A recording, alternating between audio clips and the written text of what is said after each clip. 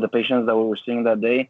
After I was doing the secondary applications, and then they wanted another. I literally had all the letters already submitted. I had no one else to go to. So I contacted him, and he's like, are you shitting me? Like, are you kidding? Like, you want the letter like in 2 days? I'm Yeah. like, so I was very adamant about it. He's like, okay, I like you, and I'll write it for you. And since then, like, we've been great friends. He's still a mentor. I see him once or twice a year. But that's what I've been doing. I've just been trying to help other people get into medical school these past cycles, and then I have seen success, and I just like to plant seeds because you never know like what will happen in the future, and if you help someone out, it just starts a chain of events. And I always tell them I don't want anything in return. Just go ahead and help someone else. So that's my thing. I like that. Thank you. For me, honestly, I didn't want to be a dentist. I did not want to be a dentist. I was a big tech geek. Like, I loved building computers. I loved, everything technology. I actually worked in something called Geek Squad, which is I'm so I'm gonna know what that is, but Yeah. I drove around that little Volkswagen Bug for 7 years. Dude, So I was where do I sign up, man? That sounds cool. yeah. So I was a Geek Squad agent for 7 years, and it wasn't until one day where I actually had to go to a dentist appointment, and my dentist was like, "Hey, I know you're good with technology. I installed this new software that I'm using in the office, but it's not working in one of the operatories. Like, can you see if you can come help me?" I said, "Sure." I came while he was working on patients. I was helping him fix that computer, and then while I was helping him fix, I was able to watch him kind of do some procedures, and I was like, "Oh, this is pretty cool." And then ever since then, it just dentistry was kind of the path that I picked. So it was just, I think it was the right place at the right time where I saw something and I was like, this is where I want to go. It's not like I was born saying, oh, I love teeth, man. None of us love looking in people's mouths. But I think that's where it was. And then I think, and I've had numerous conversations with Jabir on this, and it's one of those things where because I was so tech savvy and stuff, I was just in that tech field. I like the fact that dentistry is so tech advanced too. Everything with, you have endo machines and implant machines, and everything is just based on technology. So I related to that in a way. And Bro, that's literally the part that I like. It's the yeah, gadgets. the technology. The fact that I can stick my camera on and take photos and stuff. It's just the perfect part. Yeah. We're live, by the way. I've got. Oh, we live. Yeah, I got it. Okay. It's been about 5 minutes. Oh, 5 minutes. Sameh was on a roll. And you Sounds didn't like want I'm to say. gonna roll with it. I'm gonna let him go. It's my headphones. It's that mic that screws things up. So I'm got to bin the mic. I got to the bottom of it. Give us or anything. It's just like we've been live.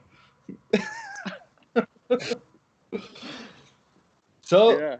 Dr. take it away. So yeah, guys, that's a really a down to earth introduction, right? It was raw, but we are finally live. I had some headphones and microphone issues, so this is going in the bin for now.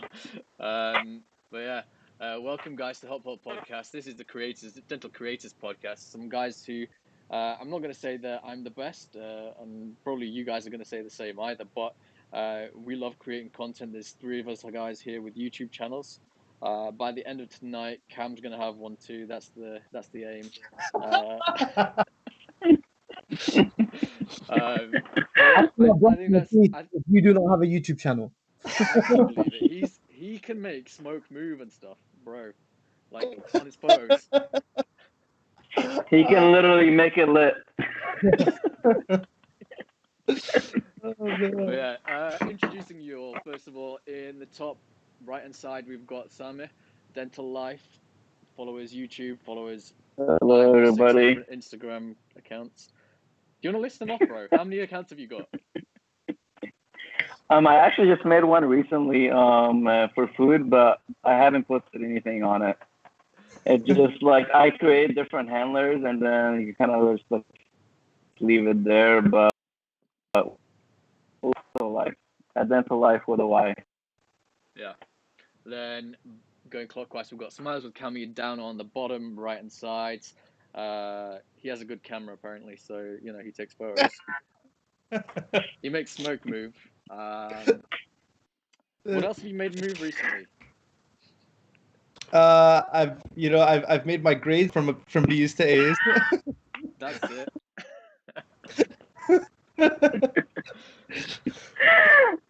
And then bottom left, all the way from London, UK, we've got Awais Ali, familiar face Awais, probably unfamiliar face Awais to all the United States guys coming on. So this is, you know, he's now familiar face, becoming. Yeah.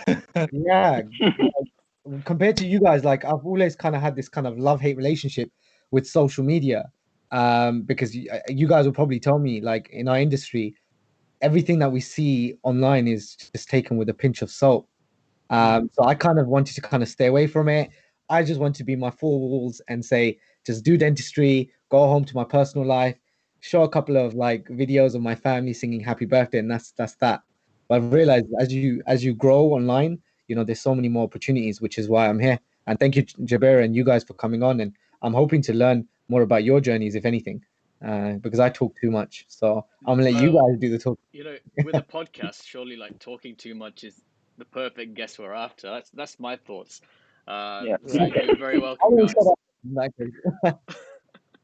What I'm going to do now is I'm going to go live on Instagram. I'm going to throw up the little sticker so guys can finally join us because I've now sorted the sound issues. So that's going to be on there so they can see that. But yeah, Sameh, can we talk a little bit about your journey? Just very briefly. I know we spoke about this when we had that impromptu live. You know, when I was doing it back in the start of lockdown, when I was just going live for the sake of Yep. going live, and then Social media, Appa, right? Yeah. Everybody wants to be like Dr. Appa, and I'm sure in England it's the same thing too. The funny thing is that I love how he carries himself as a person. we're back I on. respect the. We're back on. Oh, I love No, the I fact. what you say. Yeah, no, but I love that. I love how he carries himself. I respect that he's so successful. The issue is, I remember I was watching one of his videos, and he said that I can't. He's like, if you tell me to pull a tooth, I can't pull a tooth. If you tell me to do a root canal, I can't do a root canal, right? He even said it himself. He's like, it's not that I'm not trained, right? Because we're all trained to do it. The issue is that he's just not comfortable doing it because he's more into the line of just strictly cosmetics when it's veneers, crowns, full mouth reconstructions. And as much as I respect that and he's so successful, I mean, he has 3 beautiful practices. I want to pursue something in the dentistry where I'm able to just do that extraction or I'm able to do that root canal. You know what I mean? I feel like, I don't know, for me, I get very bored easily if I do something over and over and over again. And I need to keep myself on my toes. So I want to be able to have a patient one day where it's like, oh, this is a root canal on this tooth, or I'm doing, 4 wisdom teeth extractions here. So obviously the plan for all of us is to become successful, but I think the way that he just marketed himself, he killed it because he hit the right people and he has a elite clientele that is willing to pay the top dollar for what he's doing. But for me, I would rather I want to do all the procedures. I don't know. Well, general dentistry is difficult, Interesting. isn't it? Well, because you've got to know that when you're doing all this stuff, there's going to be one or two cases out of 10 that's not your kind of. It's going to be too much for you because you're not like a specialist. So you've got that level where you've got to Right. go. Actually, I can't do this. I've got to ship it off. Right. I think that's what I don't like about it, because I would rather everything that comes in to see me is like I can do it. I don't have to say someone, yeah, actually there's someone else who can do it better than me. I don't know if that's just me being really Right. Right. I don't think it's No, arrogant, I think whatever. I agree with that. I think there's a level of humility that you have to have as a general dentist too. You should be able to look at a tooth and say, you know what, I literally cannot do this. If I see, for example, If I see, a tooth that has a massive dilacerated root, I'm not going to say, "Oh, I'm doing the root canal on this." There's just no way. I don't have the equipment. I don't have the training. I'm not going to do it, even though I want to. I think the humility part of that too is just knowing when to refer out. And I think that makes you a better practitioner. Of course, you can take CEs and more credits, but unless you're able to perform the procedure as good as a specialist, I don't think you should be doing it at all. That's just my 2 cents, I think feel. that's a lot of it, because I love endo. Everyone knows this. Like, anyone who's spoke to me anytime knows that that's pretty much all I'm bothered about. But yeah, I think that's the difficulty. You need to know your level, or know that you can sometimes send something out, and I really struggle with that at the moment. I don't like having to say, "Oh yeah, I can't do this. I'm going to send you to the guy next door." I would rather be the guy who goes, "Okay, yeah, it's a root canal. If I can't do it, then likelihood is there's probably one guy in Australia or somewhere that can do it. Right. Going over there." I don't know if that's just me though. No, we seem to be okay, Sam. Okay, it's on. Okay. So going off of what you guys said, for me, because like I was considering oral surgery, like as an assistant, like going to dental school, my mindset was like I want to be an oral surgeon, and in America and the U.S. they make it so difficult for you to get to that specialty that you have been dreaming of. And it's not that I can't do it, it's just like the process. And I'm like, I've been through hell to get where I am today, that I'm like, I'm kind of considering it, but I'm not 100% on board. And for me, I want to do general for the time being, because we still didn't do like the rotations and whatnot. I didn't get exposure from a dentist point of view in dental school. I got an exposure as an assistant, which is completely different, because you're not even on the right side of the chair and whatnot. Yeah. But as a general dentist, I'm going more towards I want to be a super dentist and just a specialist, which is kind of different, because I want to know a little bit about a lot and not a lot about a little bit. And that's how I go about like thinking about what I want to do in the future. And for me, I like my schedule to be spontaneous. I don't know what's gonna be. I mean, you still have to have a schedule to kind of like make it productive in your office, but I like to switch it up a little bit. So I have extractions, endo, cleaning, perio, and denture cases and whatnot. And then that way, you're never doing the same exact procedures on the same day in the same order. And that's something that I always admired about general dentistry, and that's kind of like it's what I'm leaning towards now. But am I going to be more into perio, more into OS or pros? Who knows? Like it's too early for me to kind of decide what more into more than other stuff. So we'll see. Yeah, I think I had that same sort of thought maybe when I was in dental school as well. But as time goes on, like I don't know if it's because I've done a couple of years worth of work now. Awais, do you think that you've had similar thoughts? Because I suppose it will depend on whether you're working privately, whether you're working under some sort of government system in the NHS over here, or something if you have it similar in the States, where you're seeing a lot of patients and maybe not having time to spend with them. Whereas I feel like maybe I want to be given a little bit higher quality and maybe not going through as many cases. Always, do you see the same thing, or how do you kind of feel about it? The first thing, yeah, I mean, the first thing I want to pick up on is like it's so admirable to see what Sameh was talking about. He's gone through a journey where, he's had to have so many struggles and so many obstacles along the way, and you would have thought through those obstacles, like, no, man, it's my time now. I'm going to be a bit slightly selfish, and I'm just going to think about me, me, me. Where he's flipped it completely, and he's decided, you know what, I'm going to give back, and that's such an interesting way of thinking, because a lot of us that go through this struggle, all of us kind of appreciate there's going to be another 100, 200, thousands, hundreds of thousands of kids that are going to be literally the same person that I was. And I'm that person who's going to be the kind of like stepping stone towards them getting into dental school. So, dude, first of all, massive, massive admiration from me. I love what you said, Cam, about the idea of I want to be a jack of all trades, and I want to work towards everything. It's almost kind of like when you see FIFA. So FIFA's a football game. I don't know if you know. Actually, FIFA's international. He knows. Yeah. You want to be the twin side of Messi, right? So you want to see 99 and 90s and above. I totally accept that. Wait. Did you just say Messi? I thought you had to say the better player. Ronaldo, man. Oh, dude, I'm so sorry. It's either Messi or Ronaldo. You're Team Messi all the way. Team Ronaldo. Oh my god. But coming back to your question, I spoke about Ronaldo before, right? I don't. This is completely off topic, but I described Messi as very, very efficient but incredibly boring to watch, and then Ronaldo is exciting. You don't know what's going to happen. It's like pace, power. Just it's pure excitement.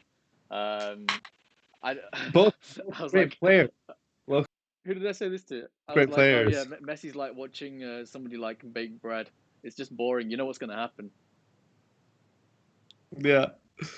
Messi's a DDP and Ronaldo's a cosmetic dentist. That's what it is. That's it. No, Messi's like. Dude, I didn't even answer the question. I'm so sorry, Dad. Oh man. Yeah, carry on. You had a real point to make always. Dude, I've told. So what I was saying was, I think a lot of us online do a massive injustice to general GDPs. It's not cool like to be just a GDP, and when you've got people online that are doing such amazing dentistry, it's very unlikely that you'd find people that are successfully marketing themselves and happen to be a GDP. So I think our mindset gets skewed towards, oh, if I want to do sexy dentistry, it has to be specialized. But in London, we've got a couple of dentists who champion and just say, you know what, you can live a life like you can do some amazing things and just be a GDP. And I don't think there's enough voices saying that. So I think that's how I feel. I think there's so much more we can learn, but I get overwhelmed. I don't know about you guys, but by the specialisms, I get so overwhelmed about how little you know when you start doing. Like Jabir, you know about endo. The more you go into endo, the more you realize how much you don't know, and that scares me. So, dude, I'd rather be a bit. Basically, ignorance is bliss sometimes for me. But dude, how do you feel about that? Because you like endo, right? Yeah, I think. So I've known from university I was probably going to be doing endo. Like one of my professors when we were in uni, he was like, "You're very good at endo. You should probably do it." He goes, "You're pretty. You're okay at other things, but you're definitely like another step up when you come to the endo side." And yeah, then you go through kind of your foundation year, which is like a training year for the guys who aren't from the UK. It's a year where we just basically find out a bit about everything, do a bit of everything, see how things go. And I didn't have magnification that year. And then 12 months later, I've sprung for some proper magnification. I can look down the scope and see. And now I'm thinking, what was I missing? It's huge. You're just like, oh my God, what have I done? I've probably screwed up all these teeth from, somewhere else, when I was previously working without magnification. I think you're right. It's like, once you realize what you don't know, it's like, whoa, you really need to appreciate like how good some people are. I agree. And I think when it comes to exactly what you were saying about specialization, it's difficult. I've gotten the opportunity, and it was such a great pleasure to be able to shadow an oral surgeon in Newport Beach, and he's a very famous oral surgeon. He's been doing it for about 40 years. He was a oral surgeon at Cedars-Sinai, which is a very famous hospital, and he was the chief oral surgeon there for a while. Now, I've gone to shadow him. He even told me, he's like, I hated dental school, and he's like, I was so lost in dental school that the only thing that really stuck out to me was when I started cutting things. When I started cutting tissues and we were learning suturing, I was like, you know what, this is what I like. And he's like, that's what decided to go there. But I shadowed a prosthodontist as well too, and he told me that he doesn't even market himself as a prosthodontist because 9 times out of 10, your normal patient is not going to even know what a prosthodontist is. And most of these specialties, it's very difficult for at least in the US, and don't get me wrong, there's many specialists doing great, but it's difficult for a specialist to do well in the US unless you become part of like a dental group where you have an endodontist on board, a prosthodontist, a perio, and everyone in-house. The only specialty that really does good by itself in the US, I feel, is orthodontics. Or and that's the only thing where you can have a standalone office and just do fantastic work by yourself. You can see 100 patients a day, no problem. But if you're doing perio, unfortunately, I don't know if it's the same in the UK, but in the US, as soon as you become a periodontist, you surrender your right to do anything general dentistry anymore. So you're going to be gums for the rest of your life. And it's difficult. So how can you really do so well? It's not like you're every day someone needs a gum graft. You're going to have one or two patients, but in order to have a fluid traffic going through your practice, I think that's where the business mentality needs to come in. I don't know if you're going to do so well. So it's difficult. That's why I'm right there with Sameh. I mean, if something does come up that I do want to do, sure. But I think for me, GPs is the way to go. Even Dr. Appa, look at this guy's a GP, man. He's nothing special. I mean, he has I bet you many CEs when it comes to cosmetics, but Dr. Appa, Dr. Yazdan, all these people are general dentists doing amazing and killing it. So I think just like what Awais was saying too, there's not a lot of GDPs that are telling, and voicing that they're doing so well. It's specialist or nothing. And they always talk down on it. So yeah, I think that's true. I think that's really true, actually. I think there's a few specialties which are really required. Mm-hmm. And oral surgery for bigger things and max packs, that's something that's required because a general dentist just can't do that. Mm-hmm. Ortho is another thing. There's so many things that can go wrong. And I think endo, because it's so different to the rest of dentistry, is probably the other one. The rest you could probably call general. I think the denture guys will have a fit about that, but you could probably call that general, and then they're probably picking off a bit of each. What's this landscape in London, Oase, with regard to specialty and stuff like that? Because I think London is the kind of an interesting case. So the way, I mean, any capital is where people are gonna want to be, and it just seems like it feels like it's oversubscribed. Look, I don't know about numbers, but I know there's a lot of dentists who are pushing themselves through the specialist route and staying. Like a lot of people that are coming into London from outside of the city are sticking around because there's just so much there's so much capacity, from a commercial perspective. And when you've got those kind of numbers of footfall and international dental tourism, I don't know if you know much about Harley Street. It's like really well known as being kind of the road where all the cosmetic and high flying West End dentists are. And I had one tutor which I did some lecturing and like videoing for him, and then I visited his practice, and he's like, yeah, just casually, like, I'm about like some royalty from the Danish, like, I don't know who they were, but they were basically royalty, and they're coming all the way from Denmark to London to get their teeth checked. I found that really absurd. I work for another dentist who's got the contract for a very big football club, and he's just seeing footballers regularly, and I'm just thinking, wow, this is a great opportunity. But it just seems like all of these people that are getting like all these kind of high clientele individuals, they all have specialisms. And the thing is, they started 30, 40 years ago, and for us to kind of turn up our first or second years and be like, yeah, I'm going to compete with these guys, it's just absolutely absurd. And I always see dentistry like driving. It's not your certificate that gives you, makes you a good driver. It's your miles. It's the miles that you do. Yeah. So any young person who's listening to this and you've produced like an Instagram page or you're starting a blog, seriously, do what I did. I spent 10 years, and I spoke to you guys about this before. I did not want to put myself out there. I still don't want to put out my dental cases out there because I want to spend a good amount of time learning what is good and learning from my failures before I start telling people what is successful and what isn't. Because if I haven't even seen an endo after having done it, I haven't seen an X-ray of it after 1 year, 5 years, 10 years.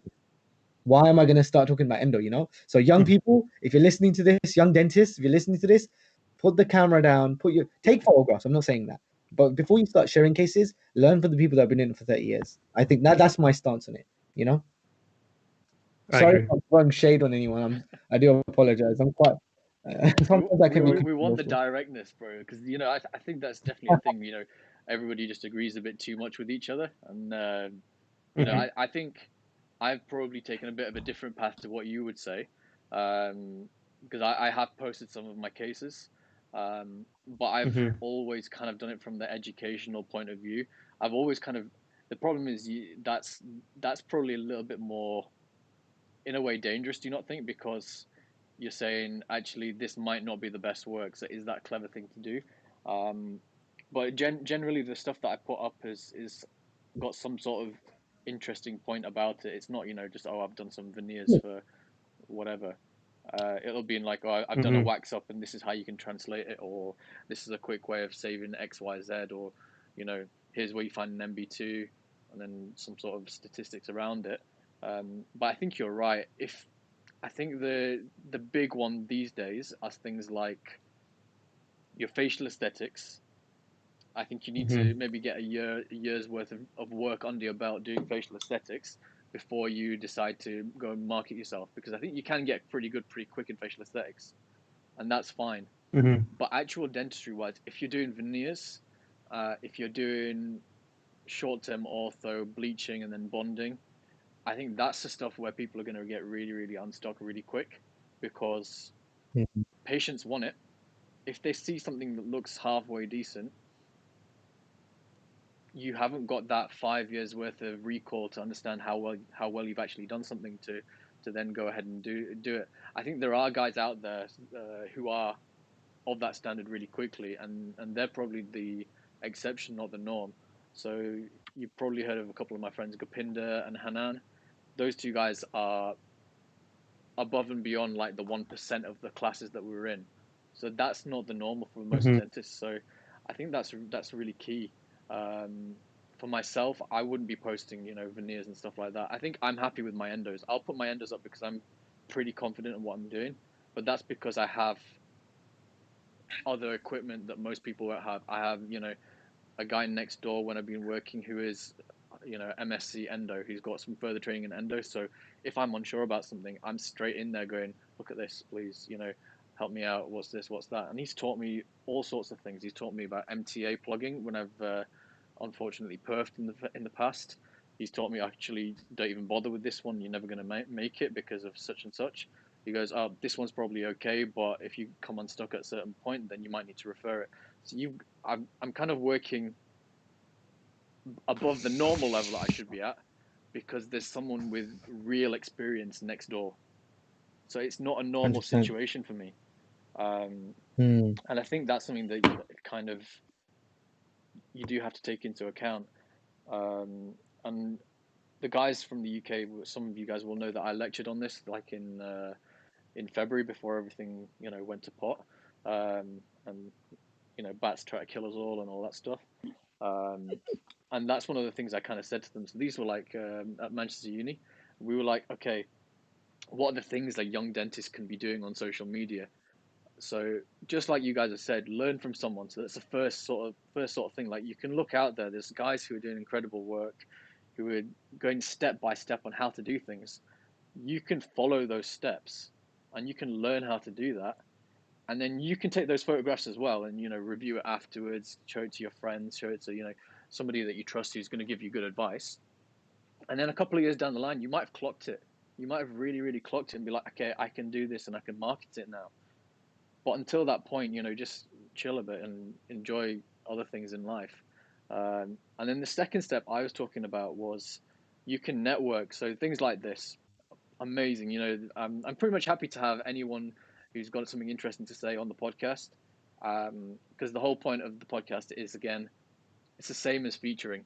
It's just to get your voice out there, have a cool chat, get some connections going, and just like we found, we all love content creation, which is why although we barely know each other, I've met Awais once, I've spoke to Sameh twice. I chat to Cam a bit too much, to be honest, about cameras, but that's the thing. I Like, love it. but we're cool with each other because we've got like interest, and the whole idea is actually there's more to everything than just the teeth. And I think that's probably where I see this. And then, you make all these connections. So if I go to LA, there's two amazing guys here who are going to show me all the sites, and I hope. And then just it's the best way to use social media. It's the whole point is to be social. And then the third point is, once you get to that level, and you've done some of the socializing and got yourself into a nice job. So, Cam's got himself on working at Appers, whatever, and whatever it is, you've got yourself into that good place, and you've got some experience behind you. Now you can go ahead with the marketing, and you can go for it, and you go like, okay, actually, now I'm going to tell everyone I can do this work, and I want you to come and see me. But that's kind of like the 3-step process in my head of how the average guy should be going for it. I don't know if you guys agree with that. I think I've talked a lot there. So going off of what all you guys said, like in the U.S., like each dental school is a little bit different in its culture and in their dentists that they put out there into practice. So Yeah. a lot of them are like for my school specifically, like we're all about like whole person healthcare and treating the entire body and not just the oral cavity and all that. And we're very big also on the oral health, and that's why it's like Arizona School of Dentistry and oral health. So that's kind of like the school of thought that we're taught during our 4 years here. So when I graduate and start practicing, I find it difficult to just concentrate on one thing and kind of ignore the rest of the oral cavity. So like I was doing like limited exams the other day in the endo clinic, in the ER clinic, and it's like patients that had abscesses and drainage, purulence, and all that good stuff during COVID, and they came in like with an infection. And doing a limited exam, they tell you like you have to focus on that specific area. Don't like look outside of that box. And it's very tempting because like I know this patient, like if I take a couple X-rays, I know that they need a cleaning. They're in desperate need of cleaning and all that other stuff. So I'm like, you're just telling me to kind of just focus on this one thing and then ignore everything else that might be contributing to the problem at hand. So that's why I'm like, I find it very appealing about the comprehensive oral healthcare more than just like a specialty. And it all comes down to whatever school you went to and what they have like drilled you with throughout the years that you spend there. And I mean, at the end of the day, everybody that graduates from dental school is a dentist, and that's all that matters.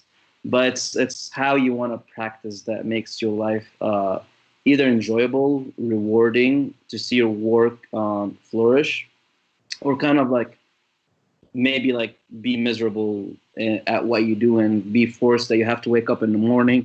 Do I have to really go into work? Hopefully I have a light schedule so I can come back home and chill. And I'm like, that's not why I'm paying $500,000 to go to school to get a degree that I can't do anything with. I mean, that's crazy. $500,000. Like it's ridiculous. Do you not think you should just like, if I was paying $500,000 to go to dental school, I would have probably gone, okay, you know what? Maybe I'll just become a personal trainer. Mine as well. You're gonna lift weights all day, and then you're in good shape, and you're not $500,000 in the in the well down in the hole. So much money, Dr. Kazi, to go to dental school in the U.S. It's ridiculous. I even told my dentist when I was shadowing him, I said, you know what? This is how much it costs. And he's like, wow, it only cost $20,000 a year for me when I went back in 93. When I graduated, I was like, wow, just to see how much the cost has gone. How much is it in the UK, if you don't mind me asking? Yeah, you're gonna like be really, really upset about this because I paid $3,100 a year. That's pounds. So Yeah. yeah. Let's go to the UK, bro. And we were pissed, man. We were like, they used to get it for 1,200 about 6 years before, or something like that. It was, and wow. even before that, it was free. Yeah, it's fully funded. Wow. Wow. And okay, Don't so say it was another free, thing man, that- because they're gonna think that we have bad teeth and people won't look after their teeth. And there's a shortage of dentists. Look, we got good teeth, man. Look, we can hold No, up. no, I agree. I agree. You know, it, you guys have good teeth. I just, you know, the thing that's perfect for you guys is I've just heard, and maybe this is a common like misnomer, but a lot of people in the UK really do not care about their oral health. Is that true? You guys' cases that you guys probably see is ridiculous compared to what we see here. I think it depends because what happens is, like in the States, you've got to have insurance, right? Mhm. So the average dentist in the States is only going to be seeing patients who have got some sort of insurance coverage, which Mhm. means the absolute worst cases will never come through your door. Mm. or cash, Or insurance, cap.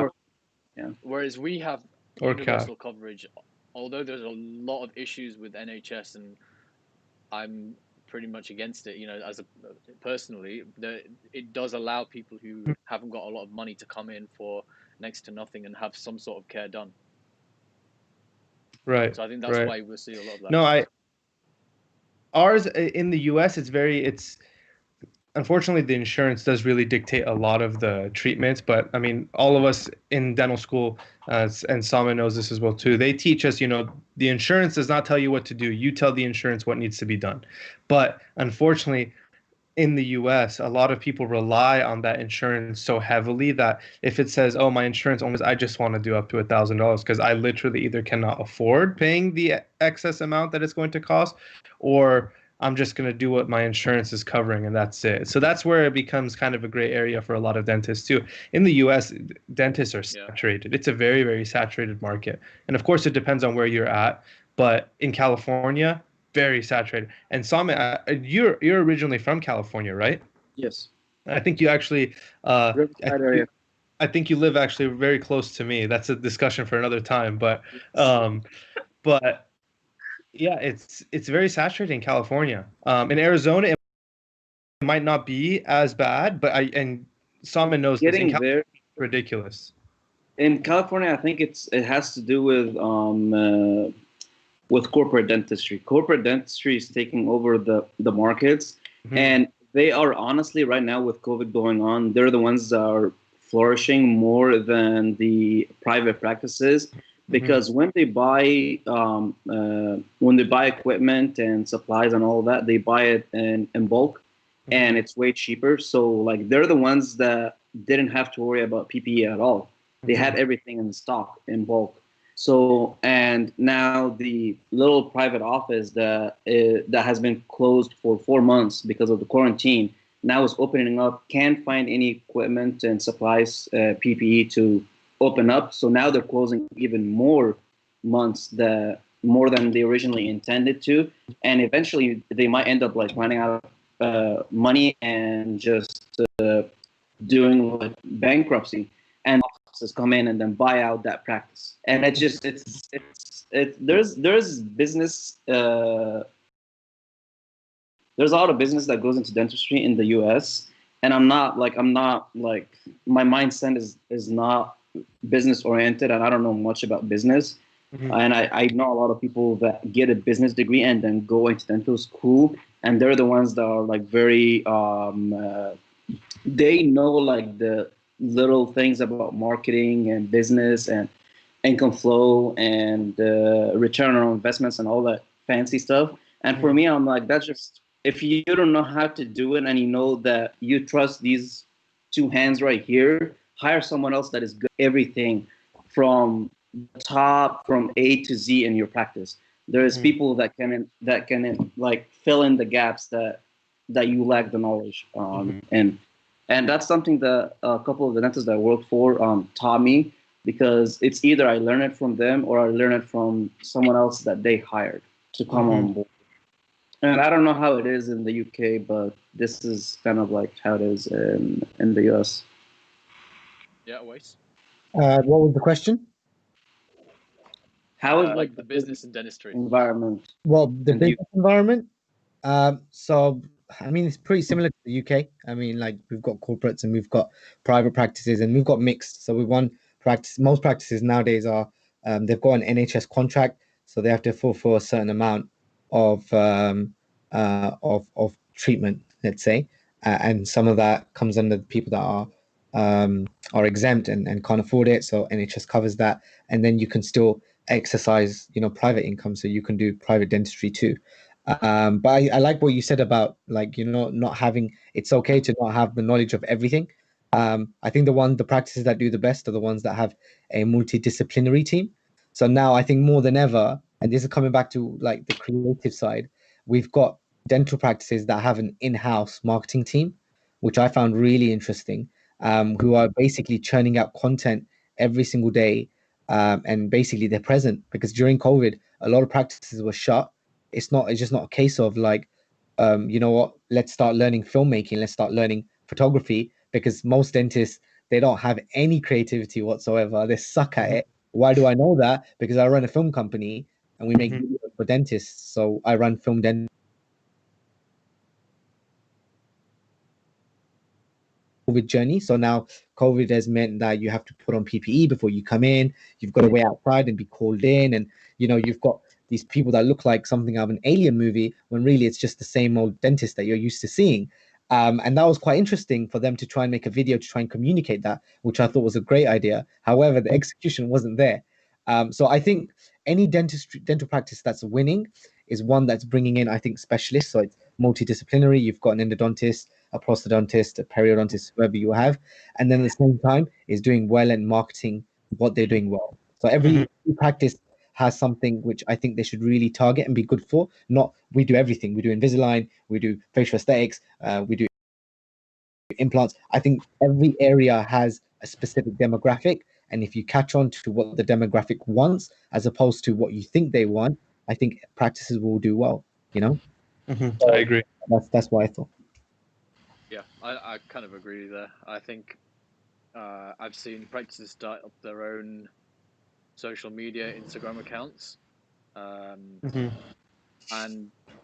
I've like straight away just gone, oh dear, I'm just gonna unfollow here, or if it's the practice that I'm a bit more pally with, I have to mute because you just get these posts which are like, it's a poster with some words on it, and who's gonna look at that?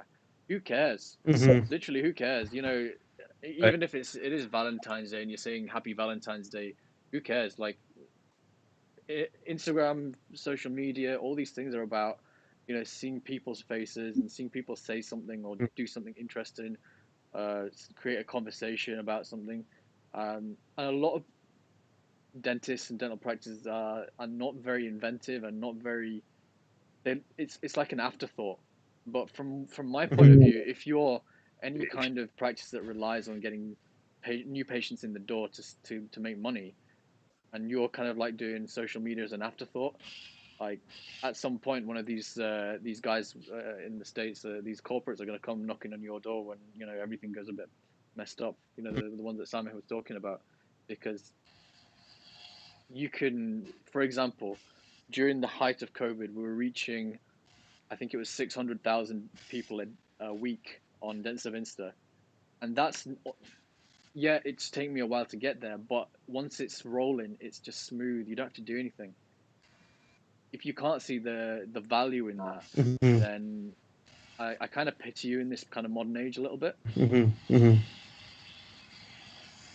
It's a free way of marketing if you think about it, and it just takes a little bit of effort. Now, of course, it's easier said than done at times, and there's been times where in all quite honesty, I've just hit a wall where I'm just like, God, well, I want to be creative, but I'm out of ideas. Like, what do I do?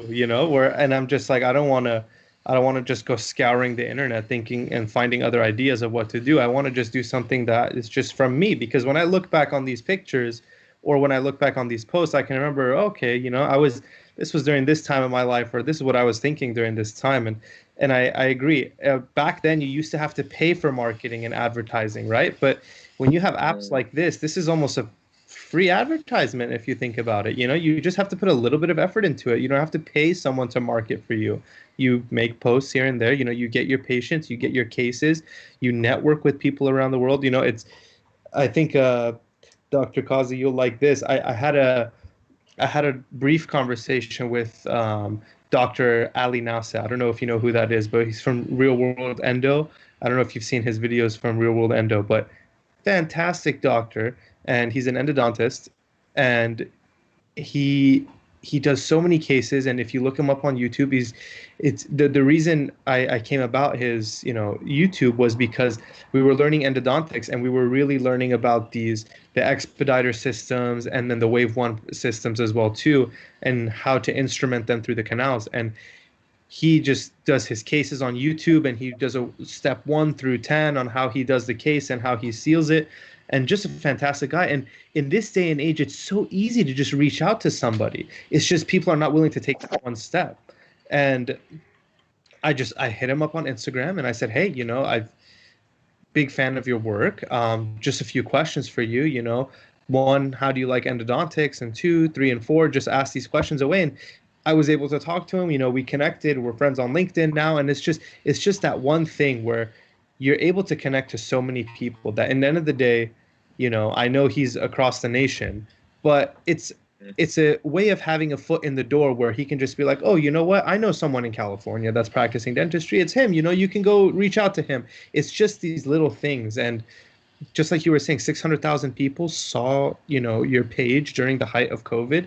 That's 600,000 people, man. It's crazy, right? Because I'm the most standard guy. Mm-hmm. Literally the most standard guy. Me, What do I do on a day-to-day basis, right? I will get up late because I've been playing COD. Yeah. And then I've been Netflixing. Yeah. This guy's too humble, man. Too humble. No, I'll go through my daily routine right now, which is pretty sad, to be honest. So I'll do something, I'll do some of this Instagram stuff. I'll message a few people going, oh, that's a nice picture. Can you send it in? Blah, blah, blah. So I'm reposting other people's photos. Yeah. This is how simple what's happened is. And then I put some hashtags on there. Mm-hmm. And then I don't look at it again. That's how you should. Then I probably go back to Netflix and eat some food. Yeah. If my brother's not playing on the PS4, then I'm on there and I'm going to play some not Warzone. I play multiplayer because I died too early in Warzone. No, really. And then that'll be like 6 hours. No, not really, but a couple of hours. I'll be chatting to friends, whatever. It's not something that you need to. Basically, I'm trying to say is being quote unquote on social media doesn't need you to be some crazy guy who's doing mad things all the time. You can be a normal person doing normal things, and just what might be normal to you might be really interesting to someone. Mm-hmm. I agree. And, that's the thing. Like I wouldn't say that I'm particularly good at anything above and beyond what someone else might be. Mm-hmm. But it's just getting out there. And I think Oasis, you were going to say something about this because we spoke about this all the way back in, was it 2018 when we were at RCF Gala? Yeah. We're just like, the only reason we're getting anywhere is because we're actually doing something, as opposed to not doing something. Trust. No, honestly, like the way I see it is, everyone has a story. Like Sam was talking about earlier about his story, and Cam, I'm learning more about yours. And when we first met, everyone had a story. When I met those people at the gala dinner, for me it was canines. Like I grew up not having canines. I don't know if you can see those. Those are my actual canines. So that was my way. Yeah, dude, this is I had ectopic. Can you see them? Like, put them in. What do you mean put them in? Can you not see them? They're in. Well, how can you? Oh, dude. So I had ectopic canines, and that was my way into dentistry. But before I got into dentistry, it was like, dude, I want to tell a story. Like, I don't care. Whoever came up with the presentation, mine had to be the best looking. I had to create the best looking one. Like, I don't care if the content is relevant or not relevant. I was the guy who did the creative side. So I always had this kind of idea of, let's create. I don't care what we do. And now, as I'm going into dentistry more than ever, I realize people don't share videos like of their journeys within dentistry. Like, let me put it like this. Like the psychological aspect of a patient having to lose their teeth. I Googled it. There isn't any video which discusses that, but that's massive, There's people like, I'm trying to think who else there is. So like someone who's being told that you've got to put on braces for the next 2 years. What is that kind of feeling like, you know? So recently we made a video called Patience. I don't know if you guys, Jaber, if Jabir, if you've seen this. It explores the weird and wonderful patients that come through our door. So 9 different sketches that involve all your funny, weird, and wonderful types of patients, from the guy who basically spits the spittoon all the way to the walking. And we explored that. And the reason why I wanted to create that was not for patients, by the way. It was just specifically for dentists. And what I wanted to say to dentists was, we spent 3 months not seeing patients, you know, and we absolutely hate some of them. But now that COVID has happened and it's over, how much are we looking forward to seeing every single one of them, including the weird and wonderful ones? So those are the kind of videos that I'm trying to explore. But it's not just my face. I want it to be the face of general dentists that we spoke about. You don't have to have a massive following to be part of this movement we're trying to create. Because I genuinely say this when I mean this when I say it. I want to be the #1 guy in video, and I'm very early in this game when it comes to video. I've got so much more to learn, and some of the inspiration I'm getting are for people like Will Smith. Believe it or not, some of the content he creates, for me, it's so inspiring because he tells a journey and tells a story in such a visual way, and the production value is so high. I want to do that in dentistry because I feel like that's the next gap in the market. Yeah, that's the next diastema. It's not being done at all. Not at all. I think that's part of it, and I think there are people out there who are doing, you know, some really, really interesting things, but there's no one who's doing stories in that kind of cinematic way of showing what's actually going down.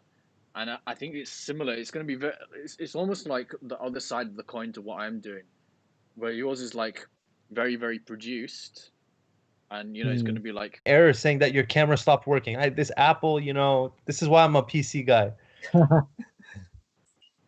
We're learning today. It's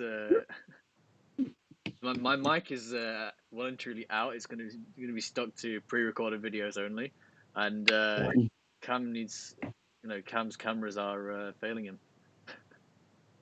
This is going to be the first. Come back, Cameron. Yeah, Cam, see if you I can try and leave and come back. See if we get you back in there. Yeah, I'm gonna try that. Give me 1 second. Did you catch what I said there?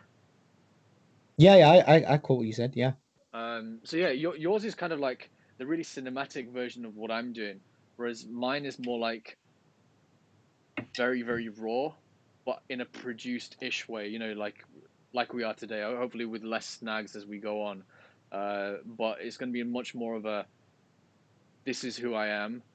Ask me a question if there are people in the questions, which as hopefully things build, because I'm quite early on the YouTube side of things.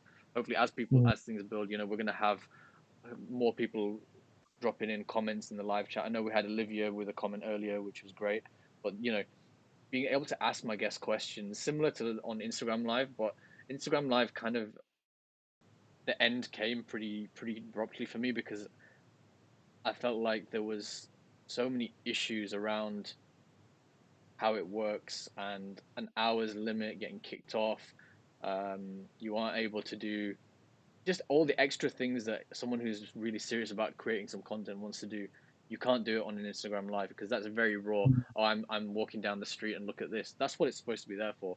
Not really supposed to be there for a one-to-one interview or a for, you know, 1 to 3 or whatever you would call this, a group chat on Skype or something like that.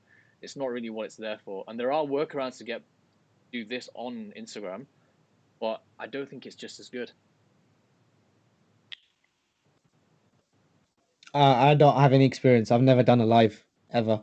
I think this is better for whatever you're trying to do on Jabber with 4 people, because IG Life is a little bit limited, and with the cutoff time, like you can't do anything. You can go over overtime and whatnot. So I'm like, it's. And you don't want to, like, last thing you want to do is add a video that's like an hour and then 15 minutes and then have it be 2 videos. Like, what's the point? Yeah, it just feels disjointed, right? It feels like, oh, you didn't plan it very well, or you know, you didn't. You get to 55 minutes and you're still just like, you're really getting warmed up at 55 minutes sometimes. Like there's a couple of times where I've been chatting to people like Jazz Galati, who you know, Awais. of what a Yeah. guy he is. Like, you can chat to that guy for 3 hours, and it will be 100%. amazing. But if you get cut off all the time, then it's very difficult to continue with that. And I think that's really the issue with things. And then I've done other podcasts where it's pre-recorded, and they're much easier to do than a live podcast. But I think it's just more interesting to do something live and have it really nicely produced as well. Cam, you still there? Is it fixed? He's back. Yes. He's back. Yes. Yeah. Guys, I want to know about where you see your futures going with social media, because I've got a certain path in my mind, but I want to know about yours, and then I'll speak about myself, because I think I've talked too much already. Oh, Waste, you're up first. I was hoping you guys be first, but that's fine. I can talk. I think the way I see it is I want to create an audience. That's something which I've always been working towards. I think it's been probably, I'd say, 2 months now. I've started taking it seriously, where I'm trying to put myself out there. But the way I see myself going is once I get to the stage where I've created all this fun and interesting topics, I'm going to take it where the topics are going to become a bit more interesting, a bit more raw. For example, what is the need for young dentists to just follow everyone? What is, how does it feel to have transactional relationships in dentistry? What kind of people to avoid when you're working for a principal, the one that just chucks in a hamster cage and just make sure that they squeeze every amount of work out of you, but not really contribute towards your growth. So I'm going to get controversial real quick, but first, let's give them what they want, which is, fun, light-hearted content. And as things develop, I want to be on YouTube more than ever. Instagram's just going to be a way to kind of funnel individuals to come follow what we're doing on YouTube. And for me, it's not about monetization. I couldn't give a monkeys if I've got 300 followers or 1,000 followers or 5,000. I couldn't care less. But right now, I'm trying to build this kind of idea of, I've got people, that's a team on Film Dental where we're working towards creating high quality content. But there'll come a certain point where it's like, all right, great. Now we've got responsibility of talking about issues that are really affecting people. So that's where I seem to do it. And then at the same time, I'll make content, paid content for people who need a video for their practice. So I'll still do that. By the way, I'm a 4-day dentist, 1-day filmmaker. So one day I go out to practices and I film their practice. And I want to do drone shots. I want to do like the cool stuff You're that gonna you'll have to see. come up, and we're gonna have to do something soon. Dude, I'll have a drone of you. It'll be droning you taking that MB2, and it'll go through like I think your arm or something. Like while that'll be cool. I told you guys my drone got stolen, didn't it? No way. You told me. Honestly, that's one of the reasons I stopped doing anything for a good year. Like, I was I was distraught. I was getting decent at like the whole cinematic, the shot where you're going away and then up and then going around something in a bit of like a ellipse and stuff. I was getting really, really into it, and then some guy decides to break into my car so we stopped. Oh, Okay, so basically, me and my friends why going on. would you put it in your car? And number two, I thought someone grabbed it while you were recording, and you could just.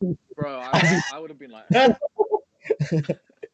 So we were on the way to the airport to go to my friend's bachelor party. So the boot was loaded up, and we'd been out all day. We'd been getting, sorting things out for his wedding, and doing all the kind of pre-wedding-y sort of things that little jobs that need doing. And then we got to Manchester, and we're like, look, we've got a couple of hours. We need some food. The flight's at 4 a.m. or something ridiculous. So we went to Nando's and parked up outside. Within the time that we were in Nando's, someone's just gone for.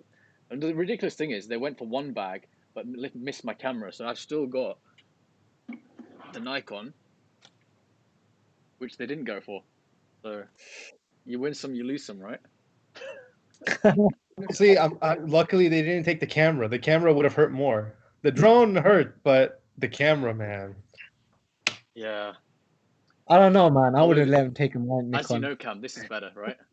We don't need Yes, Nikons anymore. absolutely. Canon. Team I Canon. started on that Sony. I love the Canon. I don't know how you feel about Canon and Nikon, but I love Canon. I had a Canon. Canon. Jaber, why Nikon? Honestly, it felt nice in my hand when I was buying it. I know that's not the best way of buying something, but the At least you're honest. no, I think it makes a difference because if you're going to be, so I took this when I was going. When did I buy this? I bought this when I was going to Australia, and I bought it for work as well. So this is what I do my work stuff on. So I've got the 105, for your micro shots and all that stuff. But I found that when I was holding the Canon, my hand was cramped up a bit more, and the release on this one is a bit further away. It just felt a bit more comfortable in my hand. So I just went with that. I was like, what's the real difference between a Canon and Nikon when we're just talking about taking some pictures of teeth, more or less. And then I've got, eventually I've got the Sony as well, which is what I do video with, and my actual stuff. Like, if I'm taking actual photographs, more often than not, I'll be using the Sony because it's smaller, amazing low light performance, and it comes out of the box. It's quite cinematic if you are doing some sort of filming. I don't know if you found that as well, Cam. I don't know how much actual filming you do. It's the best camera that I've ever had. It put a nice dent in my pocket, but it's a great camera. I mean, Awais, my cousin is he's a director for the Jay Leno show. Yeah. So he does, because obviously Saturday Night Live doesn't exist anymore with Jay Leno, right? It's with Jimmy Fallon now, right? He's still cool. He's still great. But Jay continued to do Jay Leno's Garage. So he's a director with Jay. He's been a director with Jay for a long time. That's why throughout my room you'll see pictures of Jay. Jay got me a little Corvette for my birthday. He signed it on the hood saying "Happy Birthday, Cam." So he's a great guy. I've met Jay Leno multiple times too. He's an awesome guy. But so when it comes to like cameras, this is kind of where I was going with this.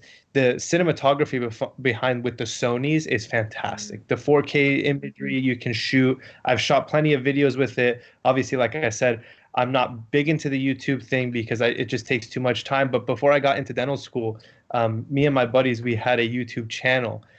It has 371,000 subscribers, but I stepped away from it.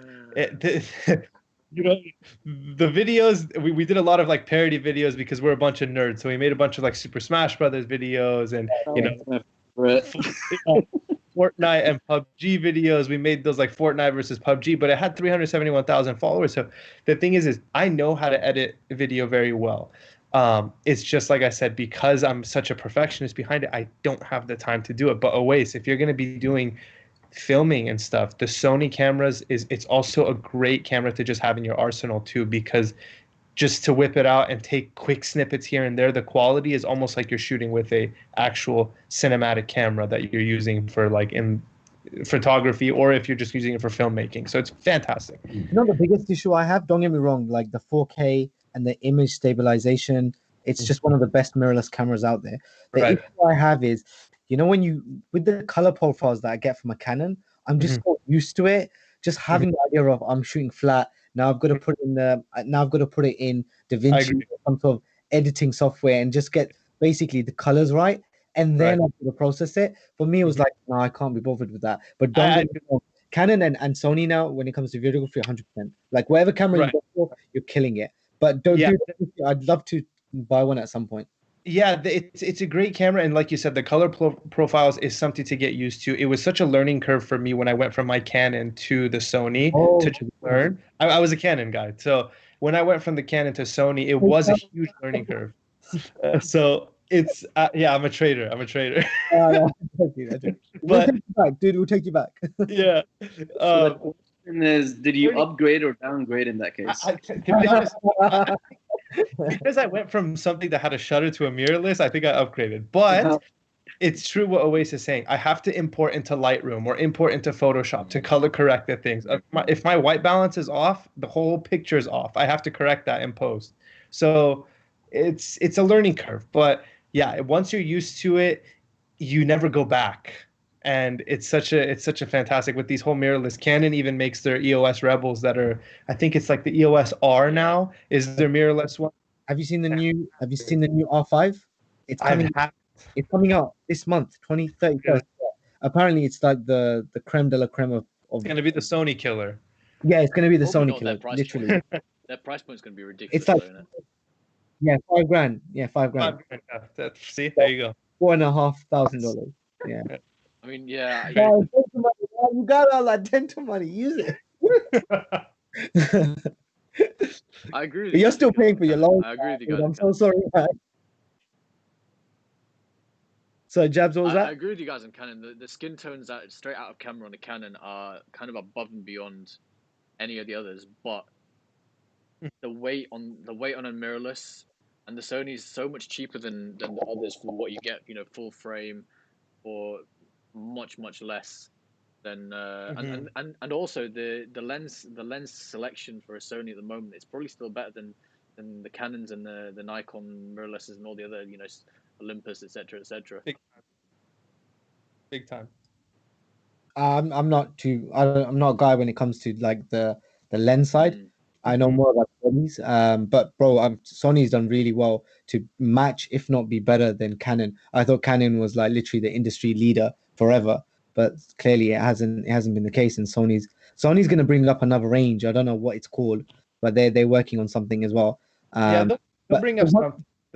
The problem is most Sony guys, we have to use adapters to use Nikon or Canon lenses right now because there's just the selection it's too expensive, man. I mean, my lens, I was talking to Jabir about this too. My lens alone was $1,000, and that's general what you're looking at. But the lens that I wanted was $2,900 for the 16 to 35 G Master that Sony has. Like, it's just ridiculous.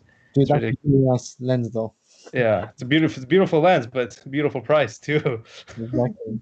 It's the Ferrari of the lenses. Yeah. Guys, I wanted to say something which we were talking about earlier, which I think is very important. Don't be bogged down. Anyone listening to this, don't be bogged down by kit. Like a lot of the time, sometimes I just use my iPhone to film. It doesn't have to be like perfect with the right kit. Sometimes the message, if it's like really powerful, it'll go viral. And I think that's the take-home message for me. And we get, as creators, we get so bogged down. Like you say this all the time, Cam, is that I'm such a perfectionist that we end up not producing anything at all because we spent so much time trying to perfect it. Well, most importantly, the thing is getting out there. So I have this kind of thing where I follow what other people are saying to me, which is have a deadline in your mind. If you're going to produce a video every 2 weeks, that video is going out. Like come rain or shine, that video has to go out. And Jabs, you probably have the same thing with Dentists of Insta. Like no matter what happens, you have to have a consistency in what you're producing, right?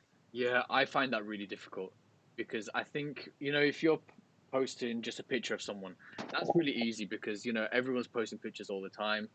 Once I've moved to the live stuff, there's a temptation just to say yes to everyone who are asked to do a live, and you do get quite a lot of requests, but at the same time, there have been people that you speak to where it's a difficult conversation, and not in that they're not that it's challenging you, but it's just difficult to talk to someone, and that always translates to your audience, and that's what I've found the most difficult thing is being able to kind of not really piss someone off, but also say no when I don't think it's going to make good content, and I think that's probably the hardest thing for me, for sure, because as you can imagine, people want to get so many thousands of people worth of exposure, but I need to think what's good for my. And I spoke to Cam about this a lot, actually. I spoke to you quite a lot about this. I have to keep some sort of quality level. Right. Jabs, do you want to tip quickly before I let you guys come on in? I got one guy who does this and I think it's quite effective. He has a separate email domain. So he's got his own company domain and then he's got a separate email. And he uses that email to actually act as if he's the PA. of himself, and that way he filters out the individuals who are kind of not like time wasters, but there's a lot of he probably gets thousands of emails a day. So to sift out the ones that, and in a polite way, he says to them, look, just this guy's really busy right now, he can't get back to you, but happy to kind of like collab in the future and whatnot. So that's kind of a get out of jail card for you, without basically being rude and not responding at all. I do apologize. I've said it publicly, so if you decide to do it, they'll know the truth. But like that could be a good way to kind of get out of jail. What do you think? Sounds good. I need to do something along those lines, because I mean, right now, if I jump over, what have I got? I've got 22 requests today alone that I need to get back to, and that you know that at some point I'm just going, oh god, more people, which is great. So wait, hold up. Was that 22 marriage requests? We're talking about how many for IG Live. Is one really different to the other? It's like literally shadi.com on IG. The nikah is happening as you talk. Oh man, This guy, he keeps joking with me, but he's the real hitch right here. Nah, dude, we've seen your suit, man. That would get you married. Literally. Where's that suit at, bro? We needed that on the live. We had The suit's in the closet, man. Yeah, the suit's in the closet. It's for the picture. And who took the picture though? Who's on the other side of the camera? No, it was perfect because I threw the camera up, my $4,000 camera, and I timed it perfectly, and I just looked at my watch and then I caught it again. Oh my god, it's crazy, bro. Yeah, how many takes did it take you? Honestly, no, it's my buddy took it from me, bro. I'm not gonna throw a $4,000 camera up in the sky. You crazy? The one where I was doing battle ropes? I've not managed to do the battle ropes yet. That's coming soon. I need to either get some sparklers or some fairy lights. You'll see when it happens. I literally got some, and just some sparklers to just play around with to see what I could do. But morning glory. Yeah, don't ask. I don't know. The name was the name was a little too much. Yeah, I went to a store and I told them I wanted fireworks and they gave me this. Dude, there's gonna be fireworks in the morning. We know. Oh yeah, I'll tell you that. Do they also have the midnight defeat? Exactly. Oh my days. What were we even talking about? Oais, you asked me a question. Talking about throwing the camera. No, Oais asked me a question before we start talking about throwing our cameras at walls and stuff. We're the king of tangents. No, you were going around asking us about the future. I think what. Yeah. What I might get a PA. So I think Cam, you're up. PA. That was it. You're up next. Me? Yeah, you. Honestly, man, for me, I just realistically, I don't want to be the next Dr. Appa. I don't want to be the next, I don't want to chase and just make my life just solely about followers. That's not me. Realistically, I just want to grow a platform that it'll be something entertaining to have either my future patients be able to see, like, oh my god, like, this guy, he takes pictures with his patients, it looks like he genuinely has fun and enjoys what he does. That's really what I want to do. And for the people that are following the journey right now, it's even better because they can see where I started to where I ended up. But for me, it's not about having the million followers or anything, because that stuff, in the end of the day, I've spoken to many people that have plenty of followers, and they tell me that, in the end of the day, you can have 300,000 followers, but you can still feel alone in the end of the day. These followers really don't dictate who you are as a person. And of course, it's great to have because it's a good marketing platform, especially for us that we're trying to grow a business. But at the same time, there's a lot of people that I've noticed, and Jabir knows this too, of someone's whose name I shall not mention, but they'll have 800,000 followers, but they'll throw an Instagram live up and they'll have 10 people watching it, and something doesn't add up to me. So either those followers were bought to make yourself seem a bigger person than you really are, as if it's that much of importance, but I just don't feel like that's something for me. But I think Jabir knows exactly who I'm talking about with that. And it's just for me, I just want to create a platform that people are going to be like, wow, this is cool. This is my dentist, guys. This is, look at him. He makes cool videos. He takes cool pictures, and that's it. I just really want to integrate the photography and the videography with it. Something that Oasis is going to do, but I'm not really trying to make it my sole thing. I'd rather just have my dentistry do the talking. Dude, I'd love to meet you, man. That's where it's at. Honestly, come down to where you guys are and just kick it back and like have a low sugar free soda. Soda. Yes.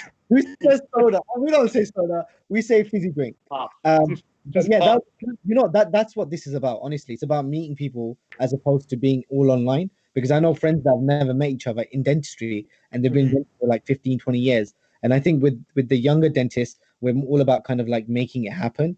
Right. And that's what I really want with you guys. That would be cool, man. Absolutely. Absolutely. And I've had many conversations with Jabir as well too. I said after this COVID thing really blows over and we're able to really travel, I would love to make a trip We're out going even Dubai. to the UK. We're going to Dubai. Or Yeah. we'll all meet in Dubai or something and just enjoy some time. But no, it's fantastic. I know for a fact that I think we'll all be able to shake hands one day, and I think that's going to be a great thing to do because it's such a life's too short, and I think it's you have so much fun enjoying it when you have like the presence of other like-minded individuals and just you want to have fun, man. I really this social media thing, put it aside. If it really disappeared tomorrow, let's just say Instagram got sued and it closed down. All these Instagram models, all these people that are in the back to being the same normal people that you and I are. So it shouldn't be something make it a big deal. Because let's say I hit 100,000 followers one day, someone hacks my account, it's gone. Everything that I sweated about became nothing. Am I going to turn around and cry about it? No. I'm still a dentist. I'm still someone that's doing something that I love. I think that should be the most important. So that's my goal is just to grow a platform that patients are going to be like, oh my God, that's my dentist. This is his Instagram. That's it.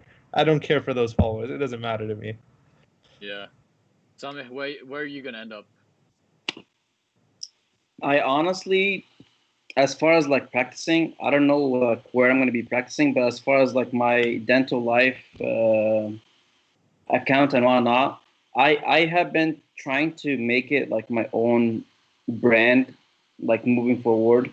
But like anybody else, no one knows what the future holds.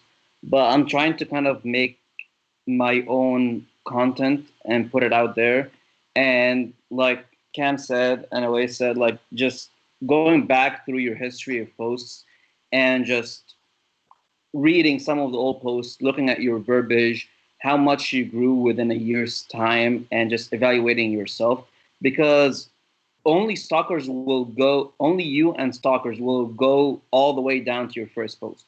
Mm-hmm. And for me, when I post something, I tend not to delete it. It's up there permanently, unless like Instagram ends up deleting it for some reason. Mm-hmm. But it's something that is also an archive for me to just monitor my growth through my dental life, my journey, and I try my best to have at least like posts 1 or 2 posts a week, maybe sometimes more. And like Cam said, sometimes you just hit a brick wall and you're like, I don't have any content to post. Where should I go? And that's actually I wait for these moments because it's the moment where the most raw post will come out of nowhere. Yeah. Like one of my posts, I was just talking to one of my buddies at a coffee shop, and the two officers came into the coffee shop. It was like around the Black Lives movement and all the protesting that was happening all over the world.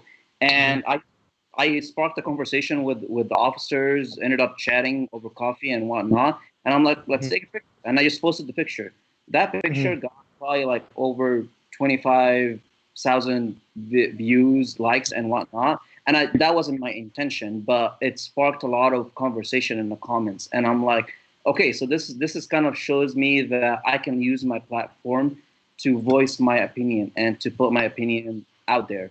And just yesterday, I was looking through Instagram, and literally every other post is about the med bikini. I think that's the hashtag about the article that came out and how all the females are posting pictures and the article and just bringing awareness that sexism in our field or in our medical field is it's too old school. It's too like it's backwards thinking. And I'm like total respect to whoever is sharing their stories and just putting their foot down. I'm like this is not right. And the fact that this is a peer-reviewed article and got published and all that, like, and some of the posts even got posted and got deleted by Instagram because people reported it.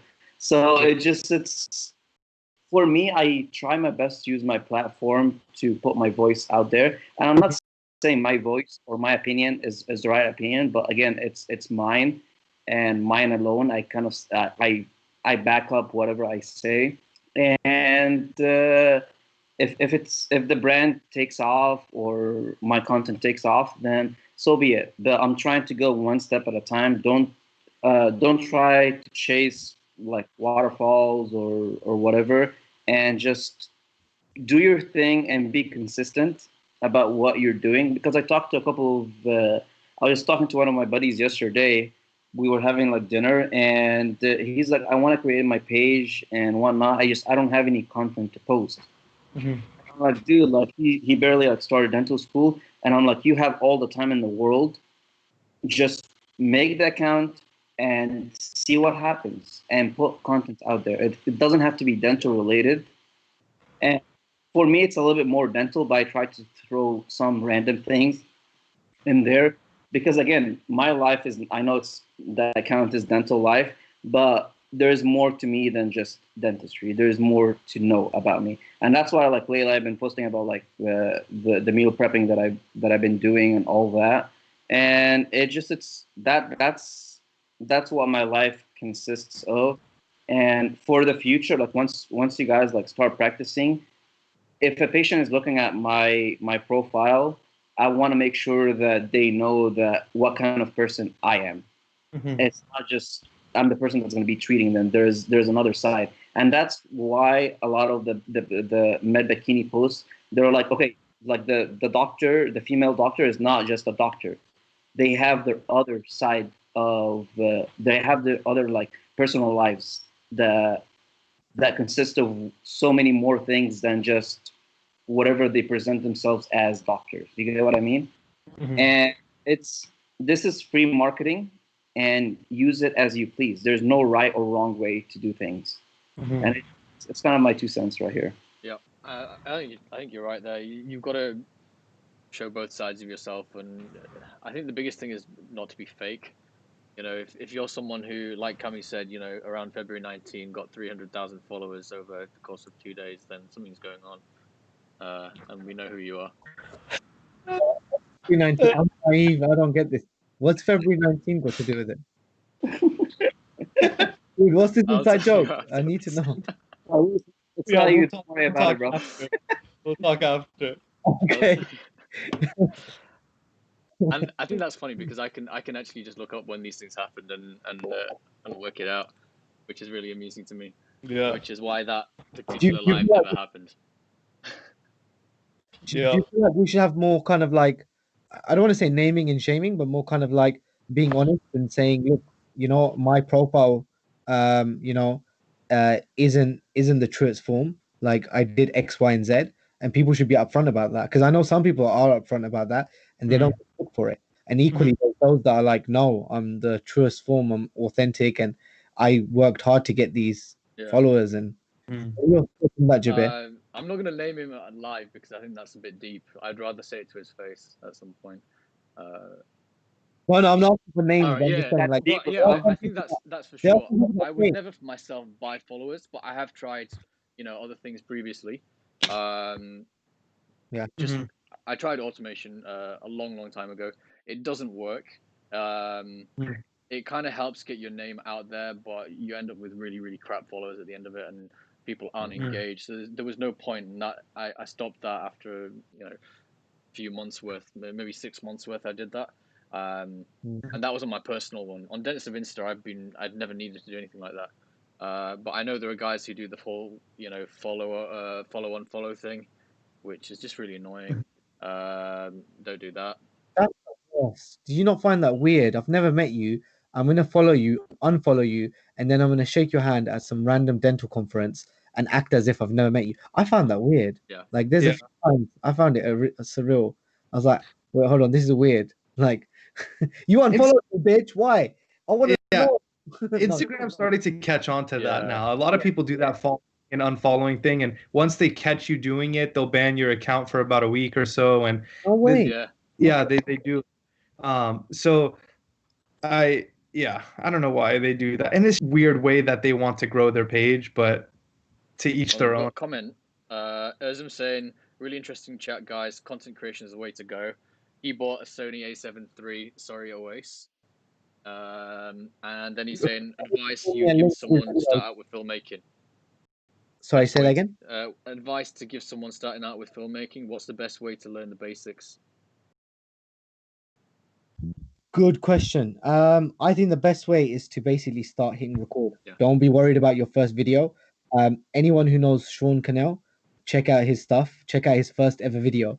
My guy actually says, "I'm not going to show any enthusiasm because you guys don't deserve it." And this guy's got millions. He's got like 2 million followers, whatever. And this guy had zero enthusiasm whatsoever for his first video. And the reason why he posted it is to say to people, "Your first video is going to be crap. So is your next 10. So is your next 20, but 30. But as you start hitting 40, 50, 60 videos, all of a sudden your production value goes up. People start listening to what you're saying. You'll be more confident on camera. Before you know it, you'll be doing much better videos than I can ever do. But same way with dentistry, your first composite is absolute crap, and you guys can vouch for it. But after a while, your composites dentistry gets better, and the same with filmmaking. Everything's Yeah. relatable, honestly. That's Watch my Peter McKinnon's channel as well. I learned most of what I was doing with Photoshop, Lightroom, and just editing, B-roll, all that stuff. he's killing it. That guy is just a wizard. Like, I've tried to message him to get him on the podcast a few times. It's not happened yet. I tried to get. You have more chance of Appa than getting. I can't than get Yeah. through to Mechanic. Appa. I'm telling I've you. tried. I've messaged him. I've got Lex to message him. I've got Sandra to message him, who actually knows him personally. It's not quite Yeah. happening yet. I think I'm gonna actually have to get to like the 100K. Why is he like this? Why is he like He's, this, guys? he's incredibly busy, to be fair.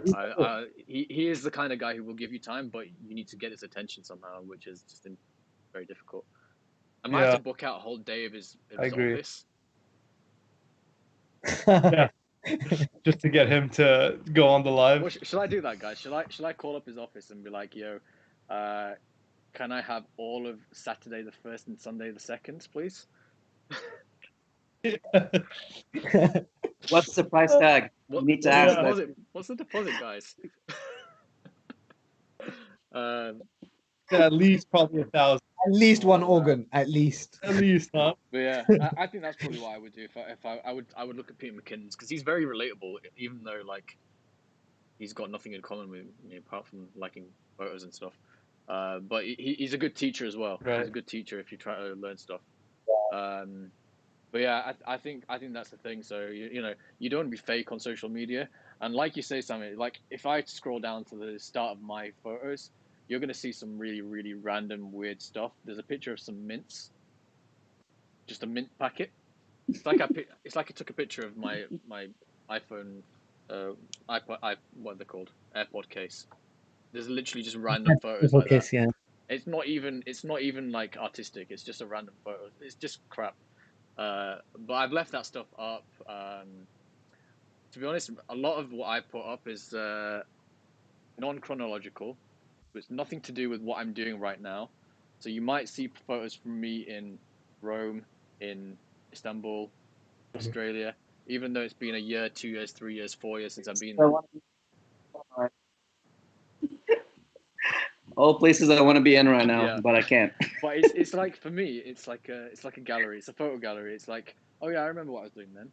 Like, part of me doesn't really care what people, you know, look at them and go, oh, he's, you know, showing off and he's been here and there. Like, I like taking photos and doing something a bit interesting with them. Me and Cam have spoke about this plenty of times. I've put birds in, I've put planes in, I've put hot air balloons in, I've removed signs, added signs. Don't believe anything that goes up on my page, put it that way. But yeah, The power. Oh, you're too big, bro. but Yeah. that's my To Instagram. go off That's of like what my you guys personal are Instagram. That's saying, how I see it. It's a bit of fun Yeah. for me. Some of them are really obvious. Sometimes I put something in there and I'll add like. There's one picture of Chicago, and Özlem was with, the guy who's in the comments there. He was with me, and I was adding planes into all of the photos that I put up. No one's noticed. That's my favorite part. No one's noticed that I've added planes into these photos, and that's why I do it. It's just like, Or hot it's air. like in my head, it's like, I got you. Yeah. This guy's Banksy, man. I'm telling you, he's like the modern day Banksy. I don't know about that. They're pretty blatant. Have a look. The dental Banksy, bro. That's Um, what you are. I'm gonna keep a lookout for these Yeah, planes now. but it's different Watch. things, I'm man. gonna, So you'll have to keep an eye out. And I never like. yeah. Very few times have I actually kind of brought attention to it or anything like things zoom in or something. I love it. It's a little secret, dude. I had no idea. I'm gonna keep a lookout. There goes my observation Yeah, skills. but that's my Instagram. And I don't know where it's gonna go. It's probably gonna be very similar. Me just taking random photos wherever I go. At the moment, it's just in the house, so it's why I'm recycling a lot of the old ones, to be honest. So that's kind of how things are at the moment. And then Same with way. Dentist of Insta, I think my future might even.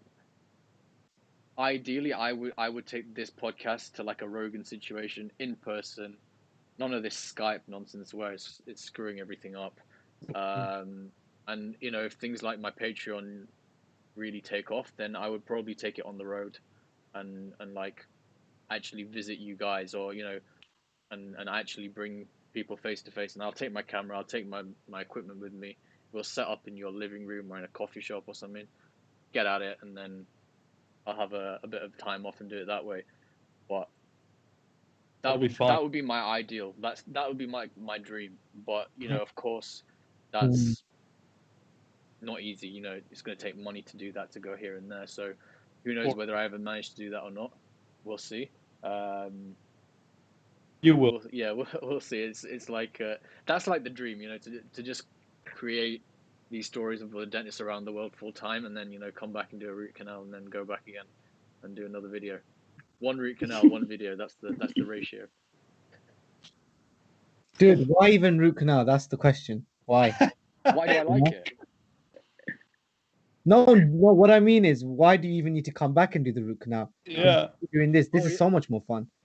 Come on, lads. You know what I'm Then saying, you can't right? even call me a dentist, though. Basically, So why I'm just interviewing random dentists as a non-dentist. You can still have the register, or you can do treatment in their country. Even better.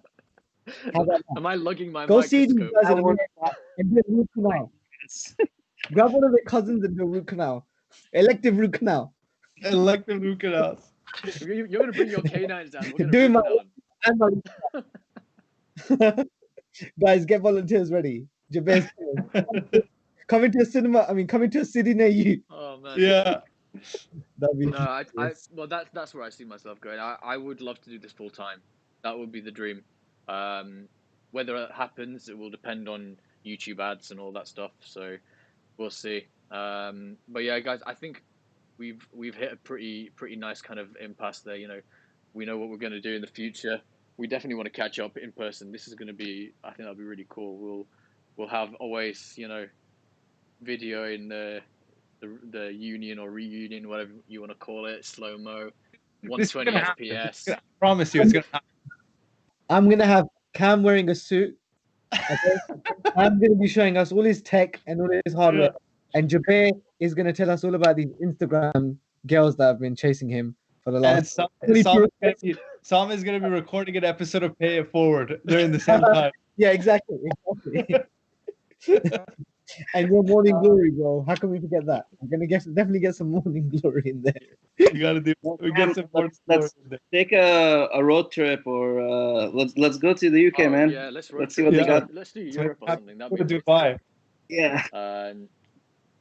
Or meet up somewhere in the middle. Like, I'm down to meet up in Dubai, to be honest. That's like one of my destinations that are on my bucket lists. Yeah. Yes, Awesome. I agree. For the guys who've been watching, thank you for joining us.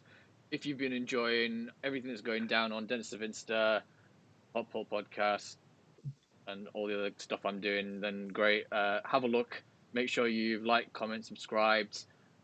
Have a look at the Patreon link in the bio to see what that's about. There's some great benefits there. It's about the price of a Starbucks a month, so that's not too bad. It'll help me start doing it full time, which is the whole idea.